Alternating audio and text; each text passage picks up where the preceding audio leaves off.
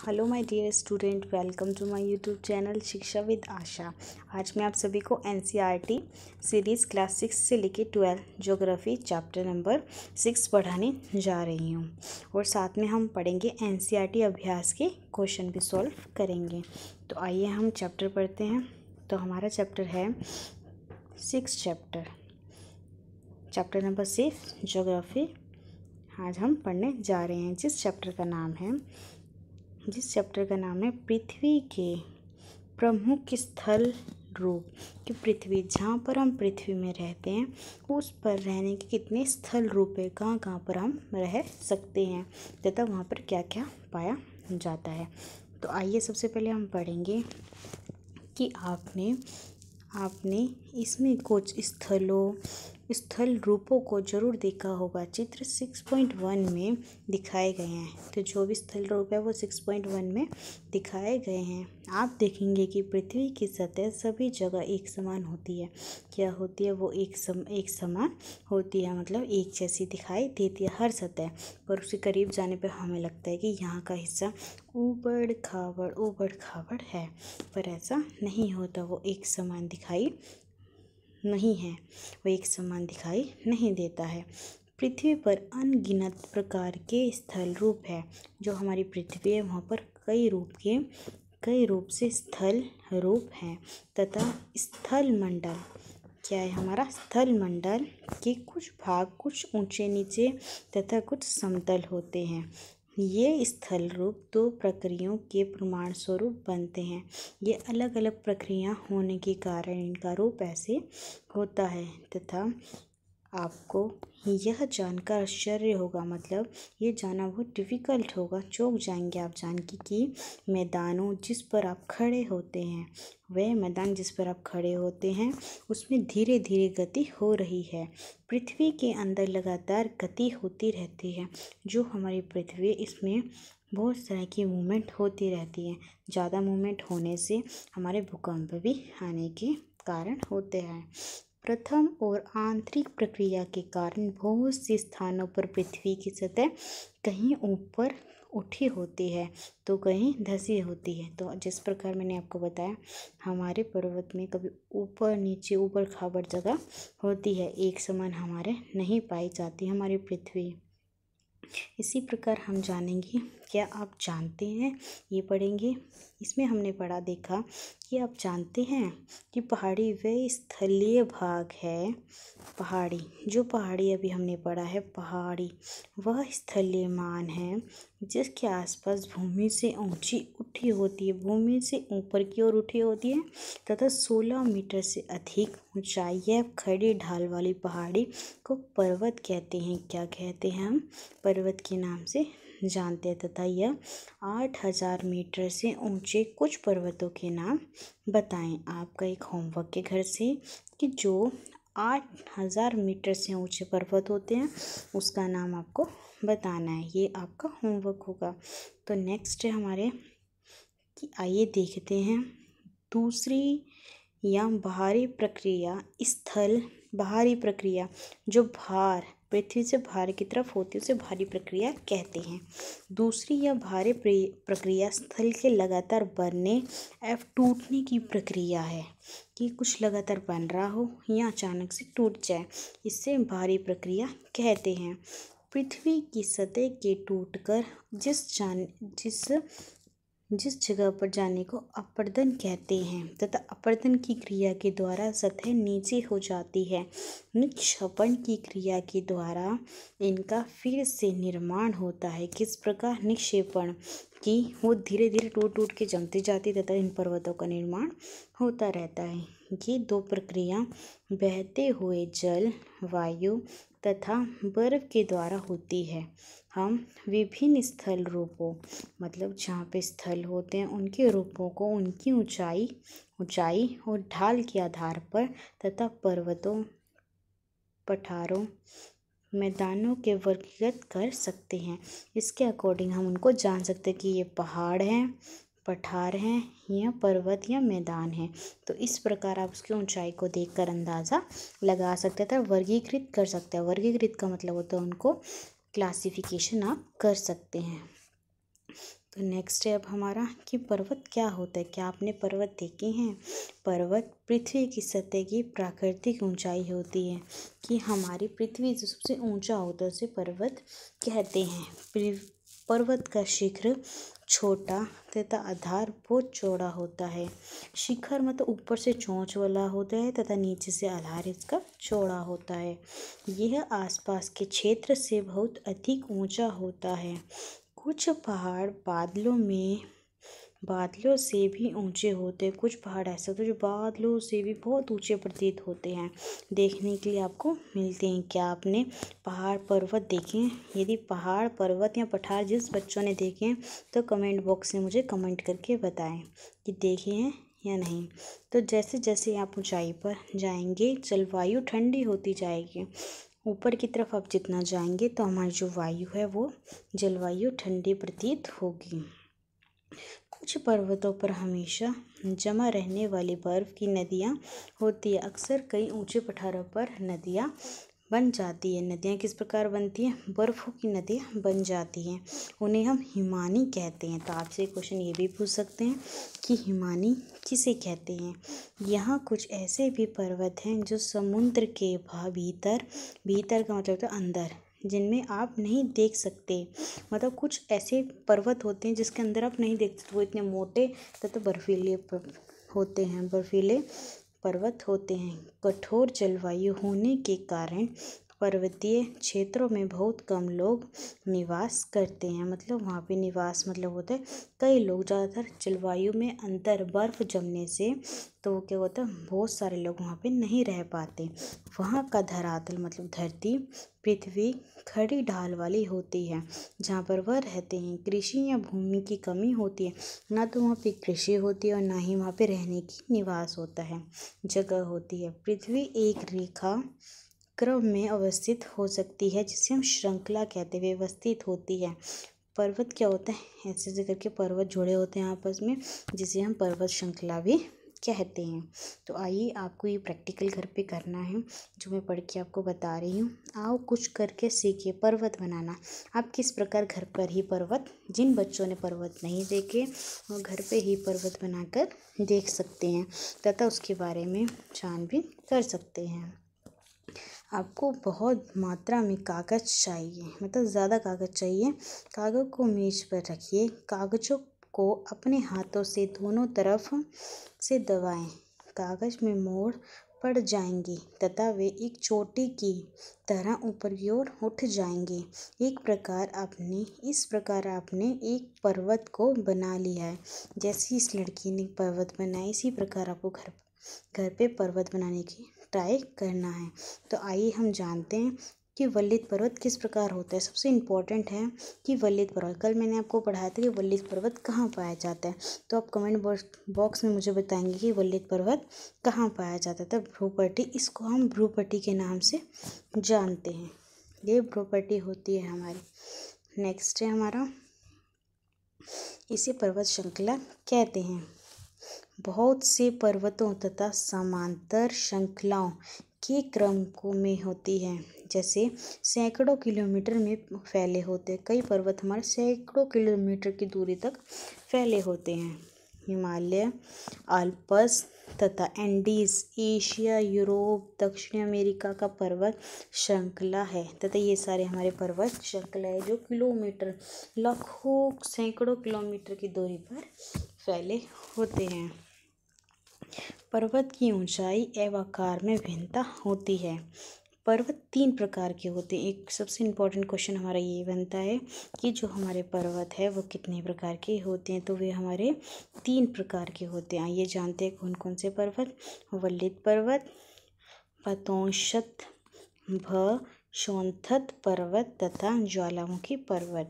हिमालय तथा अल्पिस वल्लित पर्वत है। जो हिमालय और अल्पिस वल्लित पर्वत के भाग होते हैं जिनकी सतह ऊपर खाबड़ होती है तथा शिखर शंकु आकार होता है। शंकु आकार मतलब शंकु के आकार का। आपने शंकु तो देखा ही होगा, जिन बच्चों ने नहीं देखा प्लीज़ वह देखें। तो भारत की अरावली श्रृंखला विश्व की सबसे पुरानी तथा वल्लित पर्वत श्रृंखला है। तो भारत की अरावली श्रृंखला सबसे पुरानी विश्व श्रृंखला कौन सी है? तो वल्लित पर्वत श्रृंखला होती है। अपरदन की प्रक्रिया के कारण ये श्रृंखला घिस गई है। अपरदन मतलब होता है भूकंप, आपदाओं के आने के कारण ऐसे ये नीचे से घिस चुकी है। उत्तरी अमेरिका के अपलेशियन तथा रूस के यूराल पर्वत गोलाकार दिखाई देते हैं। इनकी ऊंचाई कम है। ये बहुत पुराने वल्लित पर्वत है तथा जब बहुत बड़ा भाग टूट जाता है तब ऊर्ध्वाधर रूप से विस्थापित हो जाता है। यदि कोई पर्वत है, ये टूट गया, बीच में से टूट गया, तो ये क्या होता है? हमारा ऊर्ध्वाधर मतलब ऐसे टूटा हुआ नज़र आता है तथा थिनशोथर पर्वत का निर्माण होता है तथा इसे वनशोथर पर्वत का निर्माण होता है। ऊपरी उठे हुए खड़ को उत्तखंड या हार्स तथा नीचे धंसे हुए खंडों को द्रोणिका भंश या ग्रोबिन कहा जाता है। तो आपसे क्वेश्चन पूछते हैं, द्रोणिका भंश या ग्रोबिन किसे कहते हैं? यूरोप की राइन घाटी तथा वासजेस पर्वत इस तरह के पर्वत तंत्र के उदाहरण हैं। एटलस में दिए गए विश्व मानचित्र से उनकी स्थिति को आप दे सकते हैं। फर्स्ट चैप्टर मैंने आपको पढ़ाया था कि एटलस किसे कहते हैं। आप ग्लोब में तथा नक्शों में आप एटलस इसके संग्रह को जब इकट्ठा करके हम नक्शों को रखते हैं तो उसे एटलस हम कहते हैं। तथा इसमें आप मानचित्रों में आप एटलस पर्वतों का जिक्र तथा उसके बारे में छानबीन कर सकते हैं। इनकी स्थिति अब क्या पढ़ा हमने? विश्व मानचित्र में से उनकी स्थिति को देखिए तथा इस प्रकार की भूमि आकृतियों की कुछ और उदाहरण का पता करेंगे आप। ठीक है। ज्वालामुखी पर्वत ज्वालामुखी क्रिया के कारण बनते हैं। जब ज्वालामुखी आता है तो उसके फटने से हमें ज्वालामुखी और प्राप्त होती है। अफ्रीका के माउंटेन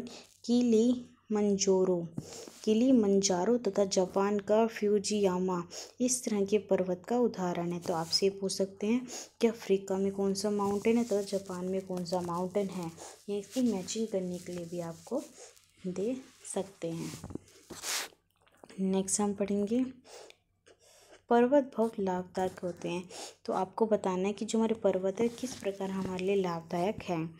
तो पर्वत जल के संग्रहकार होते हैं। बहुत सी नदियों का स्रोत पर्वतों स्थित हिमनदियों में होता है। जलाशयों के जल को लोगों तक पहुंचाना तथा पर्वतों के जल का उपयोग सिंचाई तथा बिजली मतलब बिजली बनाने के लिए करते हैं, सिंचाई के लिए करते हैं तथा कृषि के उत्पादन के लिए भी हम इसका उपयोग करते हैं। नदी घाटियों तथा वेदाकाएं कृषि के लिए प्रयुक्त होती है। पर्वतों में अलग अलग प्रकार की वनस्पतियां तथा जीव जंतु पाए जाते हैं। यहाँ पर पर्वतों पर अलग प्रकार की यहाँ पे वनस्पतियां मतलब छोटे छोटे पेड़ पौधे होते हैं तथा जीव जंतु पाए जाते हैं। वनों से हमें ईंधन, चारा, आश्रय तथा दूसरे उत्पादन जैसे गोंद, रेजिन इत्यादि प्राप्त होते हैं। वनों मतलब पेड़ पौधों से हमें अनेक प्रकार के पदार्थ प्राप्त होते हैं। सैलानियों के लिए पर्वता भाग उपयुक्त स्थान है। वे पर्वतों की यात्रा उनकी प्राकृतिक सुंदरता को देखने के लिए करते हैं। यदि आपको पर्वतों की सुंदरता देखनी है तो आप पर्वतों को जाकर यात्रा करने से उसकी देख सकते हैं। विभिन्न प्रकार के खेल जैसे आइए जानते किस प्रकार के विभिन्न खेल हमें मौजूद है। उससे पहले हम जानेंगे कि क्या आप जानते हैं सबसे इम्पोर्टेंट फैक्ट, प्रशांत महासागर में स्थित मोनाकी पर्वत जो हवाई द्वीप है वो सागर की सतह के नीचे स्थित है। इनकी ऊंचाई 10,205 मीटर है तथा एवरेज शिखर से ये भी अधिक है। ये एवरेज शिखर जो हमारा है उससे भी ज़्यादा अधिक है। नेक्स्ट है हमारा, आइए देखते हैं हमारा नेक्स्ट, ये हमारा अत्यधिक दाब में मैग्मा का निर्माण। इसको आप चित्र को देखकर पता कर सकते हैं हमारे मैग्मा का निर्माण किस प्रकार होता है। ज्वालामुखी फटने से हमारे मैग्मा का निर्माण होता है। नेक्स्ट साथ में है। इस चित्र को आप देखकर ये अंदाज़ा लगा सकते हैं कि ये ज्वालामुखी हमारे पर्वत होते हैं। तो नेक्स्ट हम पढ़ेंगे पैराग्लाइडिंग है ग्लाइडिंग रिवर राफ्टिंग तथा स्कीइंग पर्वतों के कारण प्रचलित खेल। ज़्यादातर बच्चों को स्कीइंग करना राफ्टिंग करना बहुत पसंद होता है, तो पर्वत वाले एरियो में बर्फ़ वाले एरियो में आप उसका निर्माण कर सकते हैं, खेल सकते हैं। क्या आप हिमालय में स्थित कुछ ऐसे स्थानों के नाम बता सकते हैं? ही खेल सकते हैं हम। अब हम जानेंगे कि पठार क्या होते हैं। पहाड़ और पठार उठी हुई एक समान भूमि होती है। एक सपाट भूमि को हम पठार कहते हैं। ये आसपास के क्षेत्रों से अधिक उठा होता है, आसपास के क्षेत्रों से बहुत अधिक उठा होता है तथा इसका उपयोग हम इसके ऊपरी भाग में मेज के समान सपाट होता है। ऐसे करके ये इस प्रकार होता है। किसी पठार की एक या एक से अधिक किनारे होते हैं, बहुत सारे अधिक किनारे होते हैं इसमें, जिनकी ढाल खड़े होते हैं। पठार की ऊंचाई कुछ 100 मीटर से लेकर कई हजार मीटर तक हो सकती है, जबकि हमारे पर्वतों के सैकड़ों किलोमीटर तक की ऊंचाई होती है तथा वो फैले होते हैं। पर हमारे पर्वत पठारों के कुछ 100 मीटर से अधिक होते हैं। पर्वतों की तरह पठार भी नए या पुराने हो सकते हैं। भारत में दक्कन पठार पुराने पठारों में से एक है। कन्याकुमारी, तंजानिया तथा युगांडा या पूर्वी अफ्रीका पठार या ऑस्ट्रेलिया का पश्चिमी भाग इस प्रकार के उदाहरण हैं। आप इन्हें इस प्रकार के उदाहरण या पठार के रूप में से देख सकते हैं। जो तिब्बत का पठार है विश्व का सबसे ऊंचा पठार है। क्या है वह? विश्व का सबसे ऊंचा पठार है। साथ में जिसकी ऊंचाई माध्य समुद्री तल से 4000 तथा 6000 मीटर तक है तथा इसकी ऊंचाई जो हमारा तिब्बत का पठार है वो 4000 से लेके 6000 तक फैला हुआ है। साथ में पठार बहुत उपयोगी होते हैं। तो आप बताइए कि मुझे पठार किस प्रकार उपयोगी होते हैं तथा इनका उपयोग हम किस प्रकार कर सकते हैं। तो क्योंकि इनमें खनिजों प्रचुर मात्रा में होती है, इसमें पठार में खनिज बहुत अधिक मात्रा में पाई जाती है। विश्व के बहुत से खनन क्षेत्र पठारी भाग में स्थित होते हैं। अफ्रीका का पठार सोना तथा हीरो के खनन के लिए बहुत प्रसिद्ध है। जो अफ्रीका का पठार है वहाँ पर अत्यधिक सोना तथा हीरा पाए जाते हैं। भारत में छोटा नागपुर के पठार में लोहा, कोयला तथा मैग्नीज बहुत अधिक मात्रा में पाए जाते हैं। नेक्स्ट स्टेप हमारा पठारी क्षेत्र में बहुत से जलपात हो सकते हैं, मतलब झरने हो सकते हैं, क्योंकि यहाँ नदियाँ ऊंचाई से गिरती हुई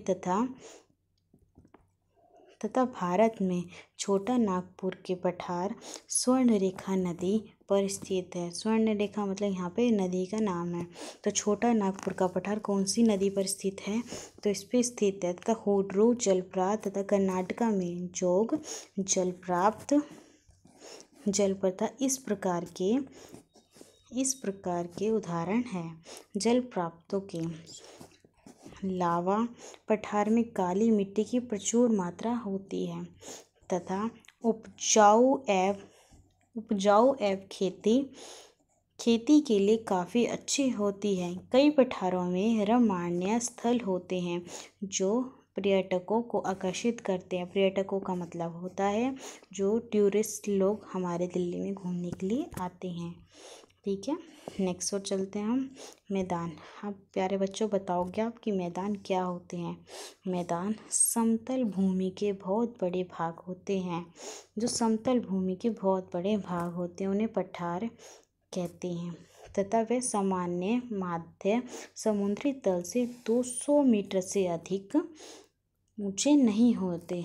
ज़्यादातर हमारे जो मैदान हैं वो 200 मीटर की ऊंचाई तक नहीं होती। अभी तक हमने पढ़ा है कि जो हमारे पर्वत होते हैं भारत में सबसे ऊंचे पाए जाते हैं, फिर उसके बाद हमारे पठार, फिर आप मैदान हमारे उस कंडीशन में 200 मीटर तक में पाए जाते हैं। कुछ मैदान काफ़ी समतल होते हैं, कुछ उर्मिल तथा तरंगित हो सकते हैं। अधिकांश मैदान नदियों तथा उनकी सहायक नदी के द्वारा, सहायक नदी होती है जो उसके साथ नदियाँ जुड़ी होती हैं, उन्हें सहायक नदी के नाम से जानते हैं। नदियाँ पर्वतों के ढालों पर नीचे की ओर बहती है, ऊपर से लेके वो नीचे की तरफ बहती है। साथ में हमने देखा उन्हें अपतित कर देती है। वे अपतित पदार्थों को अपने साथ आगे की ओर ले जाते हैं। अपतित पदार्थ वे पदार्थ होते हैं जो छोटे छोटे नदियों में पाए जाते हैं। आपने साथ धोए जाने वाले पदार्थ हैं, जैसे पत्थर उसमें होते हैं, नदियों में मिक्स बालू होता है, सिल्ट होता है।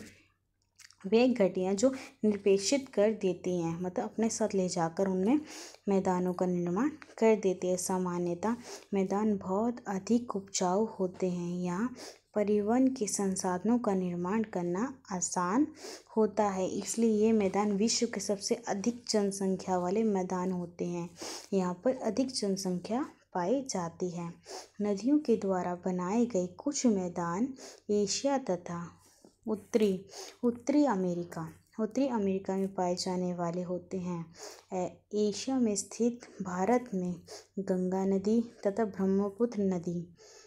ब्रह्मपुत्र नदी का मैदान तथा चीन में यांगत्से नदी तथा इसके प्रमुख उदाहरण हैं। तो आपसे ये पूछ सकते हैं कि गंगा नदी कहाँ पाई जाती है, ब्रह्मपुत्र नदी कहाँ पाई जाती है तथा यांगत्से नदी कहाँ पाई जाती है तथा ये किसका उदाहरण है।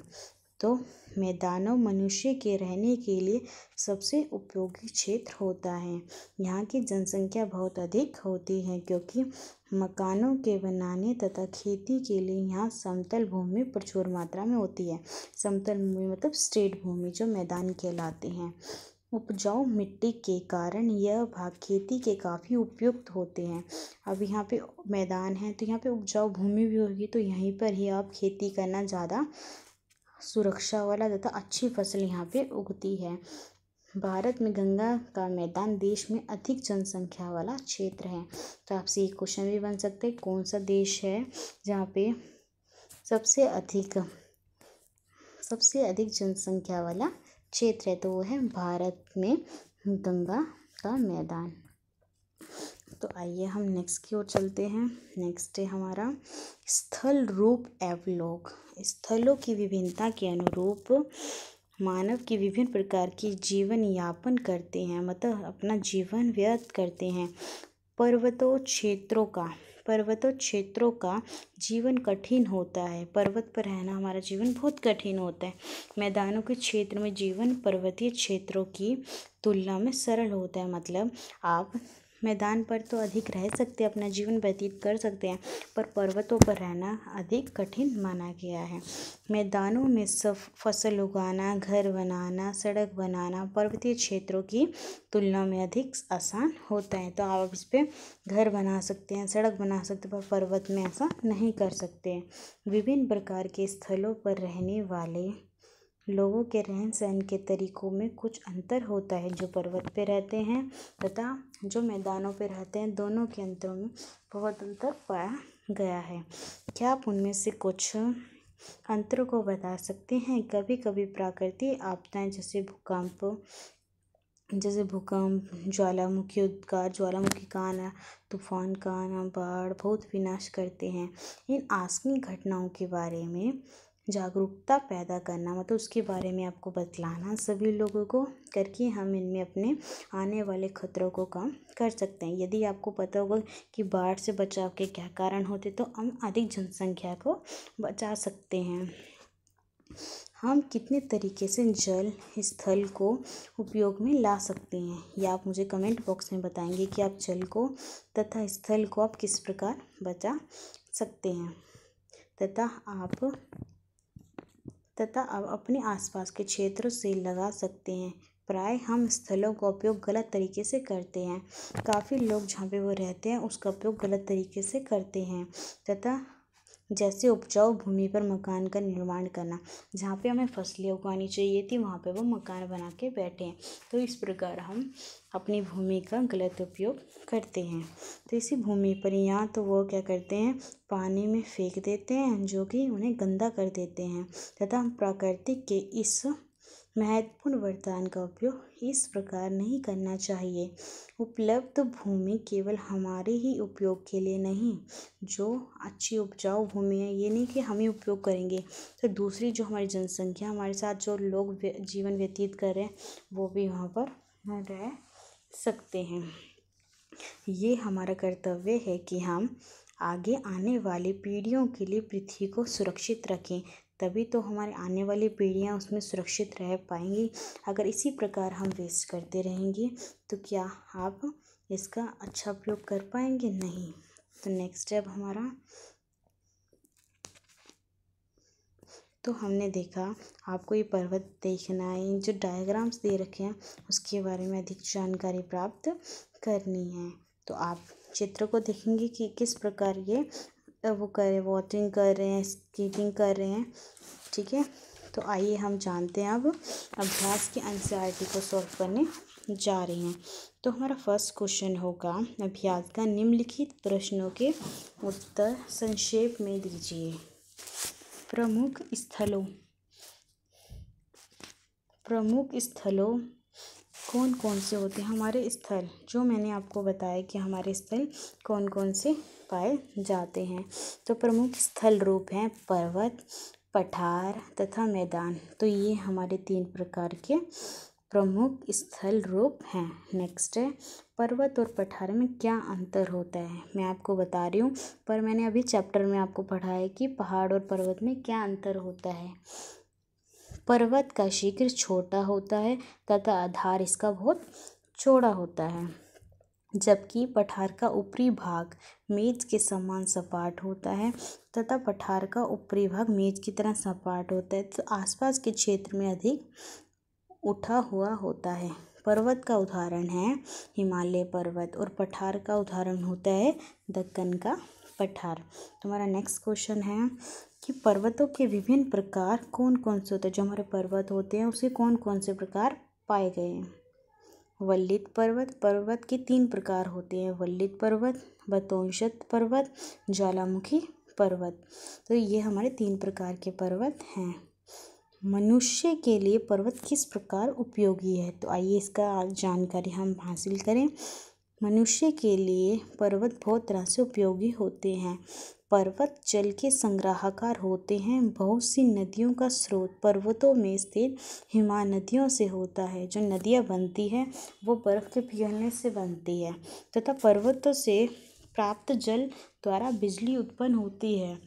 ठीक है, और पर्वतों से प्राप्त जल सिंचाई तथा पीने के लिए बहुत उपयोगी माना गया है। पर्वतों में अलग अलग प्रकार की वनस्पतियाँ, इसमें काफ़ी वनस्पतियाँ पाई जाती हैं तथा इसका उपयोग होता है, और जीव जंतु भी यहाँ पर प्रचुर मात्रा में पाए जाते हैं। पर्वत पर्यटन को बढ़ावा देती है। जिस प्रकार मैंने आपको बताया पर्यटन का मतलब होता है टूरिस्ट, तो उसके लिए बहुत ज़रूरी होते हैं। तो नेक्स्ट क्वेश्चन है अब हमारा, आइए पढ़ते हैं हम नेक्स्ट क्वेश्चन की ओर चलते हैं। नेक्स्ट क्वेश्चन है, मैदानों का निर्माण किस प्रकार होता है? तो मैदानों के निर्माण का प्रकार इस प्रकार होता है कि नदियों और उनकी सहायक नदियों के द्वारा बने मैदान नदियों पर्वतों के ढालों पर नीचे की ओर बहती रहती है और उन्हें अपरदित कर देती है तथा उन्हें दूषित कर देती है। ये अपरदित पदार्थों को अपने साथ आगे की ओर ले जाती है। छोटे छोटे जो कण होते हैं, नदियाँ बहती है आगे की तरफ ले जाती है तथा मैदानों का निर्माण होता है। नेक्स्ट है, नदियों द्वारा निर्मित मैदानों का संघनन जनसंख्या वाले होते हैं, क्यों? कारण बताएं।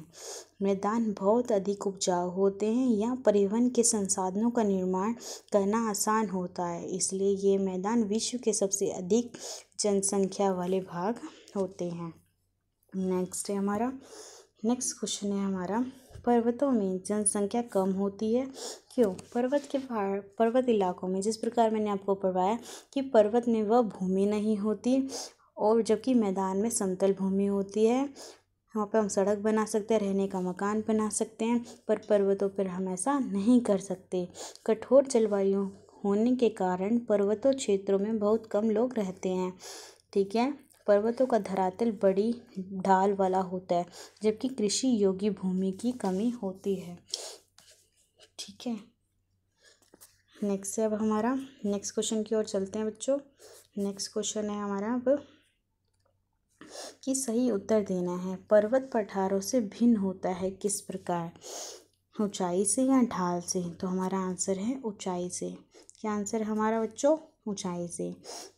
तो हिमानी कहाँ पाई जाती है? मैदानों में पाई जाती है, मैदानों पर पाई जाती है, पर्वतों पर पाई जाती है या पठारों पर पाई जाती है?